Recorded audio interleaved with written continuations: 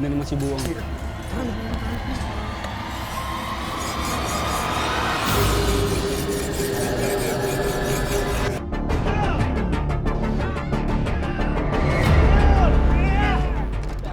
Ika-24 ng Enero ng taong kasalukuyan sa Purok 7, Barangay Cogon, lungsod ng Bogo sa Cebu. Natagpuang duguan ang dalawang lalaki at isang batang babae. Hello, sir. May nangyaring tagahan dito, sir. Dalawang lalaki at isang batang babae ang biktima. Dito po sa Purok 7, Barangay Cogon.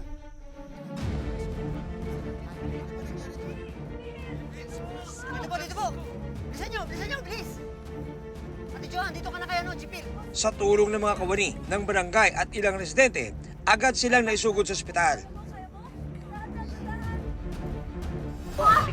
Ano ka pikas, pik? Ang kahagang. Ito ka pikas, kaya ito ka pikas. Ayatan, yung barang-bagay na yun. Emergency ward. Sige na lang, hospital.